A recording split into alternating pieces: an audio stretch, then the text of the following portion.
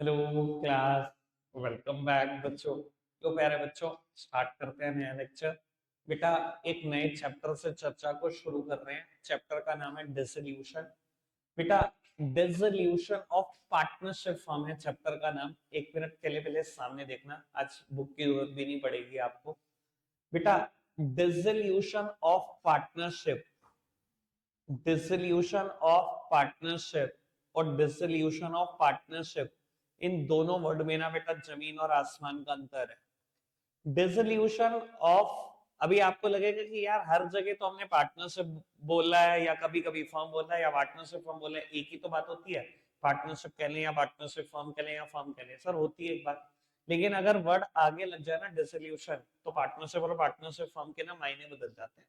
Dissolution का of partnership का मतलब है सिर्फ पार्टनरशिप के स्टेटस में चेंज हो रहा है, यानी कि या तो किसी का एडमिशन हो रहा है या किसी का रिटायरमेंट हो रहा है या पीएसआर बदल रही है, बस स्टेटस बदल रहा है। पार्टनरशिप फर्म का बिजनेस चल रहा है।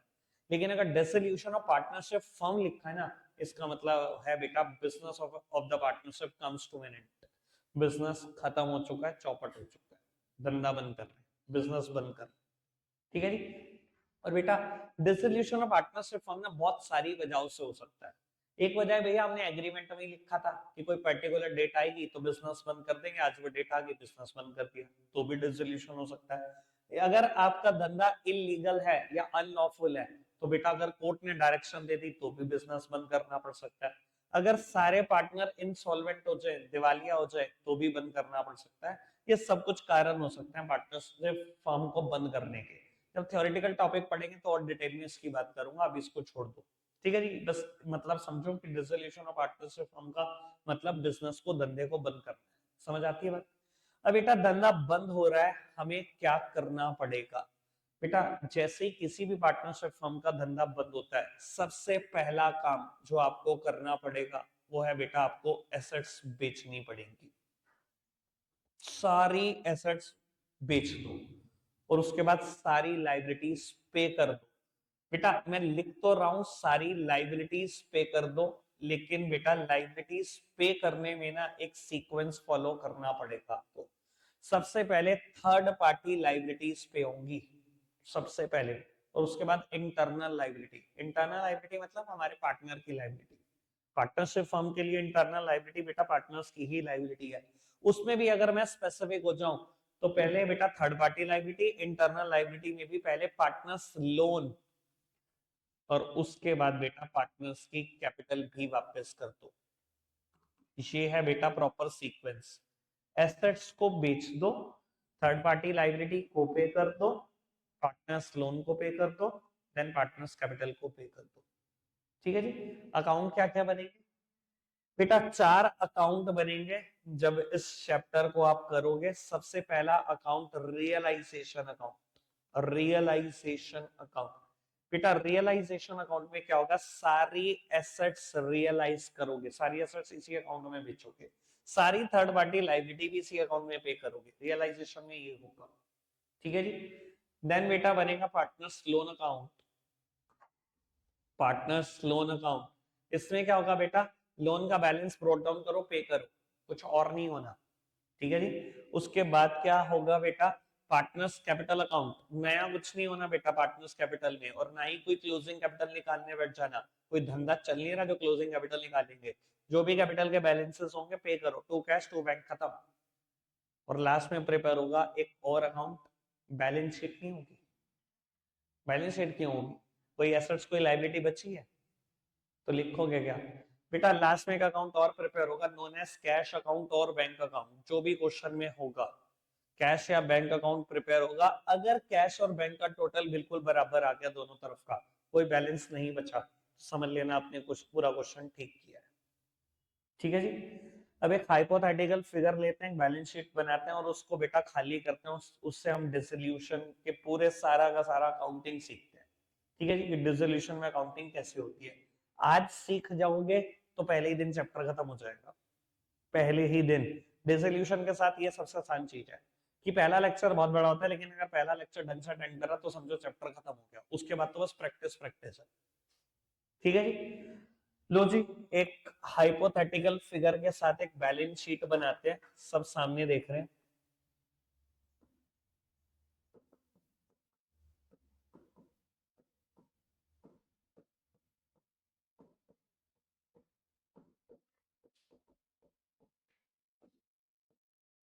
बस एक सेकंड।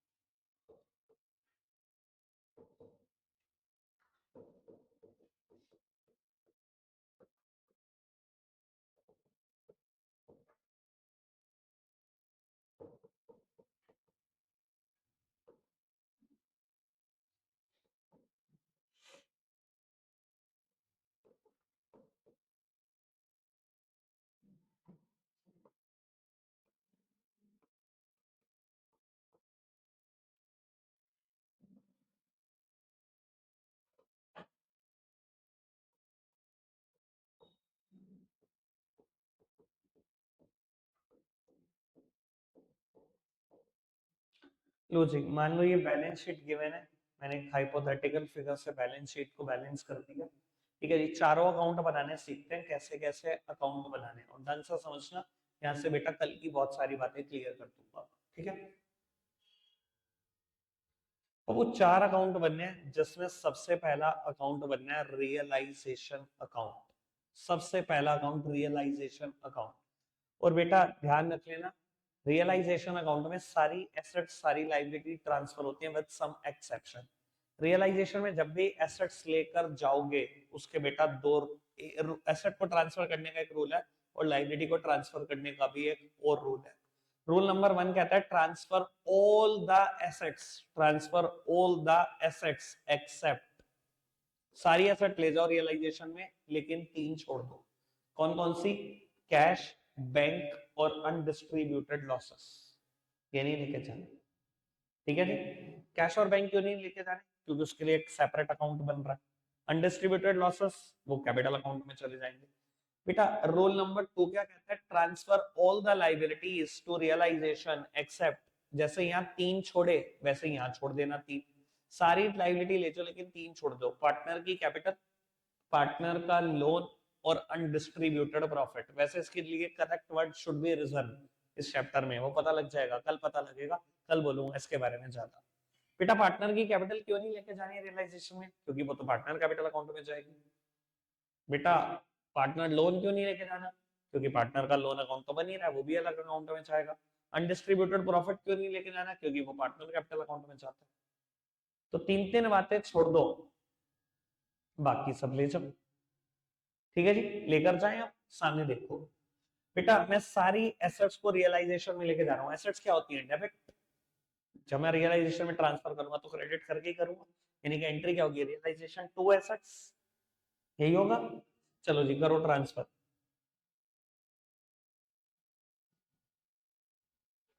बेटा मेरे पास 5 एसेट्स हैं, 2 land and building 75,000, 2 plant and machinery. मैं कोई पूरा क्वेश्चन नहीं कर रहा हूँ, ठीक है ना जी, अभी फिगर लिख रहा हूँ, अभी फिगर लिखनी भी छोड़ दूंगा।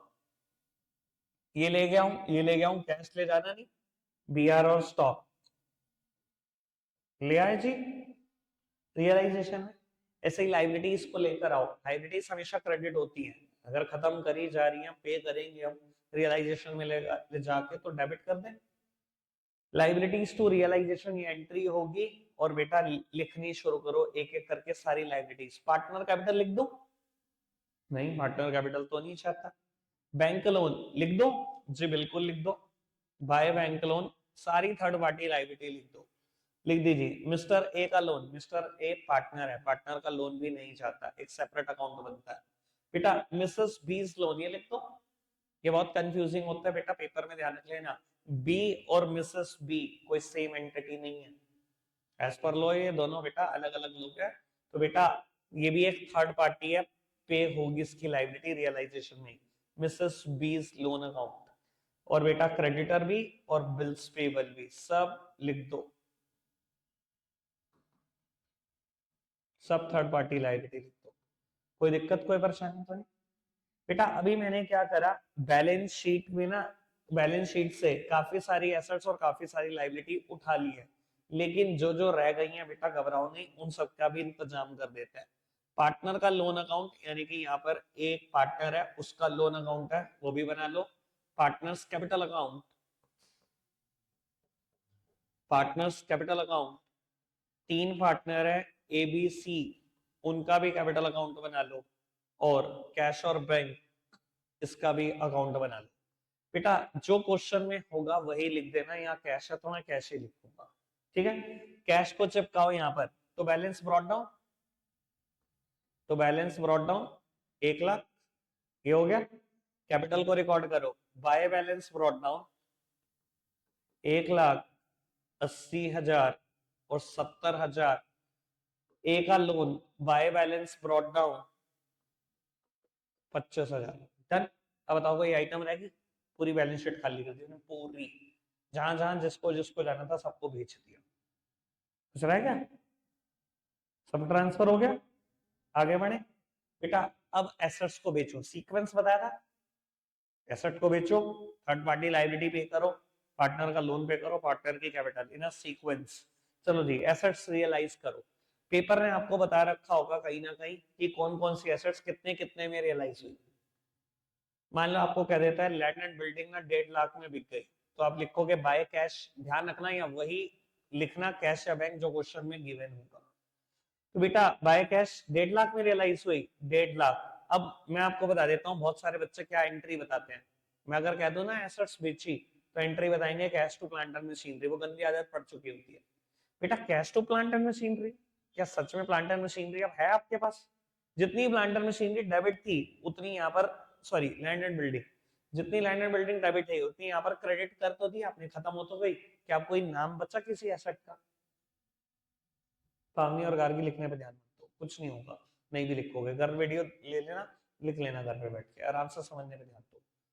बेटा समझ में आ रही है बात? लैंड एंड बिल्डिंग का तो कोई अस्तित्व ही नहीं रहा। अगर आप कहो कि मैं एंट्री करूंगा कैश अकाउंट डेबिट तो लैंड एंड बिल्डिंग, तो लैंड एंड बिल्डिंग तो है ही नहीं, लैंड एंड बिल्डिंग तो क्रेडिट करके खत्म हो चुकी।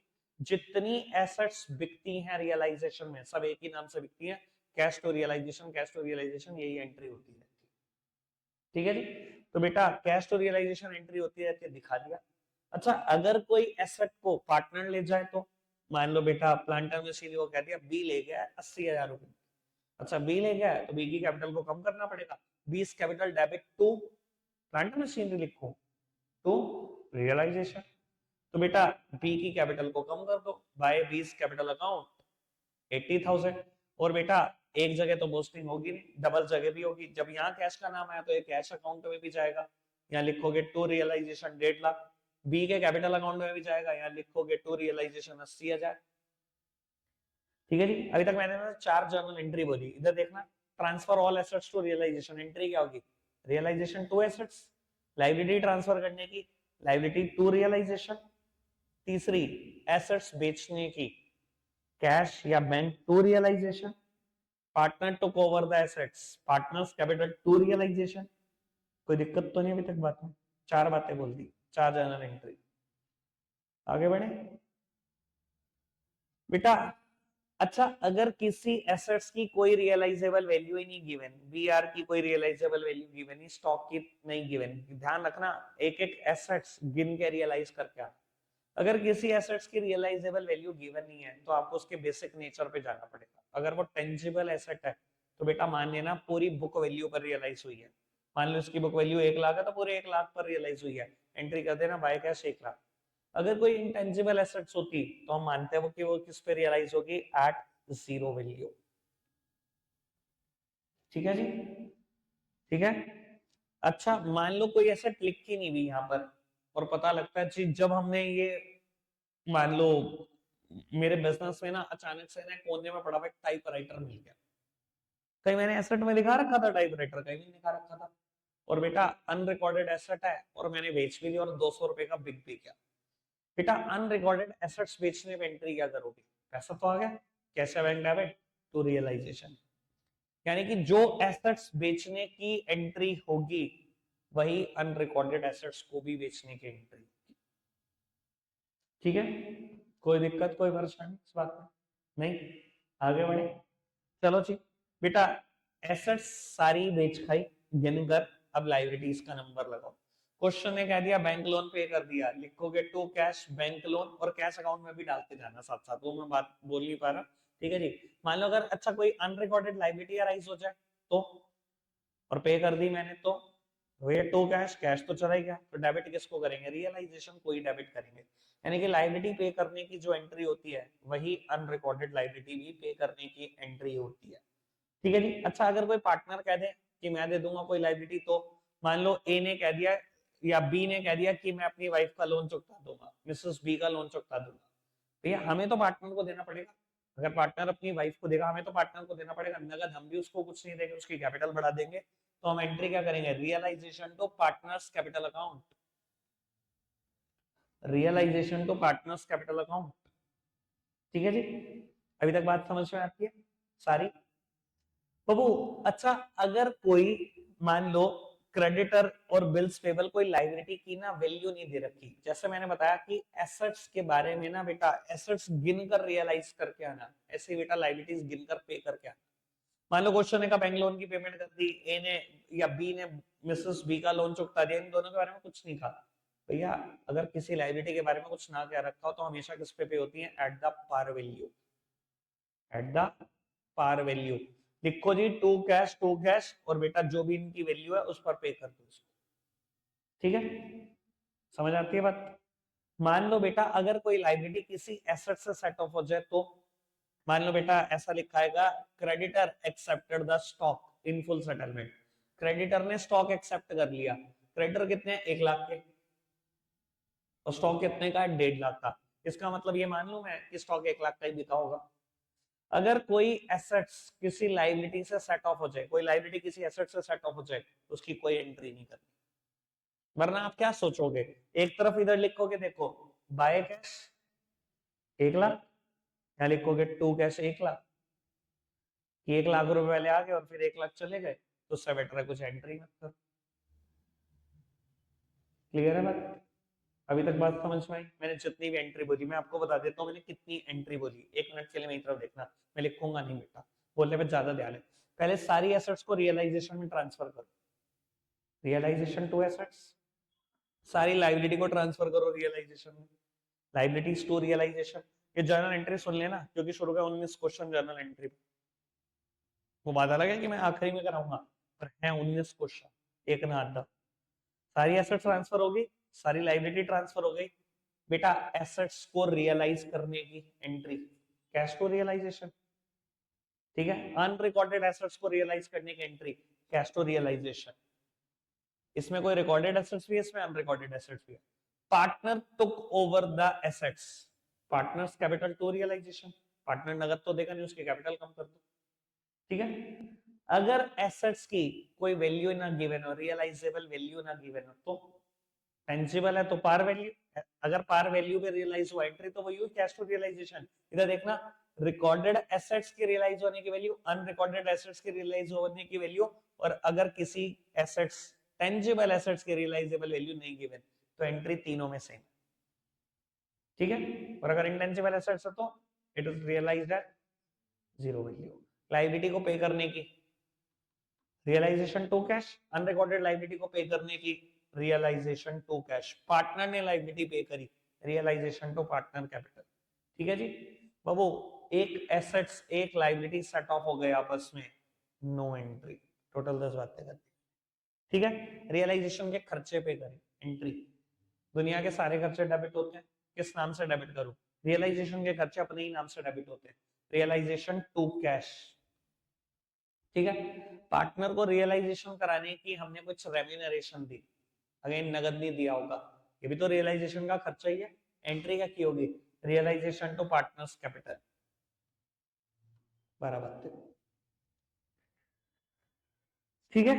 मुश्किल तो नहीं है, रियलाइजेशन के खर्चे तो रियलाइजेशन टू कैश, रियलाइजेशन के खर्चे किसी पार्टनर ने दिए हमने उसको दिए, रियलाइजेशन टू पार्टनर्स कैपिटल, ठीक है। बेटा सबसे पहले कौन सा अकाउंट बंद होता है, 99.99% केस में रियलाइजेशन, 99.99% केस में, 100% केस में नहीं, 100% केस में नहीं, 100% केस में क्यों नहीं तो मैं ये भी बता देता हूं। सामने देखते रहना पुत्र। बेटा जैसे किसी भी अकाउंट का काम प्रॉफिट या लॉस निकलवाना होता है, यहाँ पर भी यही करते हैं। अगर डेबिट साइड ज्यादा आई, लॉस। बेटा डेबिट क्या होते हैं? एक्सपेंसेस और लॉसेस। अगर ये ज्यादा है तो बेटा यहाँ पर बैलेंस आया होगा, किसमें बटेगा? ओल्ड पार्टनर ओल्ड रेशियो में बट जाएगा ये, लेकिन बेटा ये नुकसान है। और बेटा अगर लॉस है तो बेटा पार्टनर कैपिटल अकाउंट में भी जाएगा। और अगर क्रेडिट साइड ज्यादा आई तो इनकम है, पार्टनर्स अकाउंट में भी चला जाएगा क्रेडिट साइड। ठीक है, 99% केस में पहले यही अकाउंट बंद होगा, ये बंद होगा। फिर पार्टनर लोन, जिसमें कुछ करना नहीं होता, सीधा लिखो टू कैश 25,000 खत्म। इसमें भी कुछ नहीं करना होता, जो भी बैलेंस आएगा टू कैश, जो भी जिनका भी जो बैलेंस आएगा खत्म। ये कैश को यहाँ ट्रांसफर कर देना, इसको यहाँ ट्रांसफर कर देना, अगर सब कुछ मिल गया ठीक है। अब मैंने क्यों कहा कि 99% केस में ये पहले बंद होगा, 1% केस में क्यों नहीं? कौन सा ऐसे केस है बता देता हूँ। कई बार क्वेश्चन कह देता है ए ने ना अपना लोन के लिए ना 20,000 में ही मान गया, 20,000 में ही सेटलमेंट कर दी। अगर उसने 20 में ही सेटलमेंट कर दी तो पहले ये अकाउंट बंद होगा। क्यों? आप लिखोगे टू कैश 20,000, बचा हुआ 5,000 रियलाइजेशन, ये आपका प्रॉफिट ही तो हो गया। 25 देने थे, 20 में सेटलमेंट होगी तो 5 का प्रॉफिट ही तो होगा। प्रॉफिट हो या लॉस, इस यहाँ पर कोई अकाउंट ही नहीं है ना जब जा सके, रियलाइजेशन में ही तो जाएगा। और आप खुद समझो, एक अकाउंट से दूसरे अकाउंट में जाने की कुछ शर्तें हैं। अगर यहाँ टू लिखा है, यहाँ बाय में जाएगा, सारे गेन्स क्रेडिट होते हैं। दिख रहा है गेन कहाँ जा रहा है? क्रेडिट साइड तो जा रहा है। आप लिखोगे बाय एज लोन अकाउंट 5,000। बेटा अगर लोन कम में सेटल हो गया तो पहले लोन अकाउंट बंद होगा पार्टनर का, फिर रियलाइजेशन बंद करना। 99% केस में पहले ये बंद होगा, 1% केस ये वाले रह जाएंगे। ठीक है, वो समझ में आया क्यों मैंने 99% बोला था? ठीक है, ये क्वेश्चन पढ़कर आपको देखना पड़ेगा। ठीक है, और हमेशा ध्यान रखिएगा क्वेश्चन ही पहले पढ़ना है, जल्दबाजी मत करना कि सीधा से चिपकानी शुरू कर दी, इधर उधर करनी शुरू कर दी।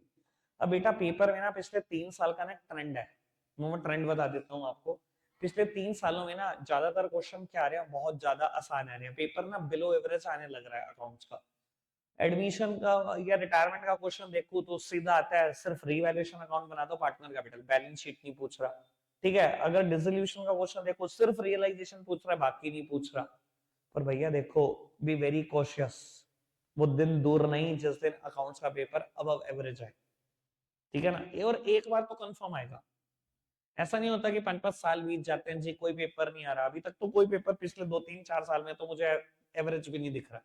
ठीक है, ना इको, ना बीएसटी, ना अकाउंट, कुछ भी नहीं आ रहा। ठीक है जी, इस बार मुझे पता नहीं क्यों लगता है एक पेपर, कोई एक पेपर इन तीनों में से आएगा डिफिकल्ट। बाकी देखते हैं क्या है। आप दुआ करना, मुश्किल है, आसान की तो दुआ मत करना, तुम्हारे भैया आसान नहीं पढ़ाते बिल्कुल भी। ठीक है, तुम्हें एच तब मिलेगा, ध्यान रखना, अगर आप टॉपर और एच लेने की सोचते हो, तुम्हें एच तब मिलेगा जब पेपर मुश्किल आएगा। आसान आएगा तो सब कर देंगे, नल्लों में और तुम्हारे में कोई अंतर नहीं नजर आएगा तुमको भी। ठीक है जी, पूरे साल ट्यूशन पढ़ने वाले में, आखिरी में 3 महीनों में पढ़ने वालों में कोई अंतर नहीं होता जब पेपर आसान आता है। एच तभी मिलता है बच्चे को जब पेपर मुश्किल आता है। चलो खैर, अब आपको सोचना है आपको क्या दुआ करनी है, मुश्किल या आसान। ठीक है, तुम खुद ही इतने डरे रहते हो, संगे रहते हो कि मैं तो तुम्हारे ऊपर क्या ही कॉन्फिडेंस दिखाऊं। चलो खैर, रख दूं आज के लिए इतना ही। ठीक है जी, मैं कोई क्वेश्चन नहीं करके दिखा रहा, कल शुरू होंगे बेटा, इस पर क्वेश्चन भगा भगा के करेंगे। रखते हैं आज के लिए इतना ही है, बाय बाय।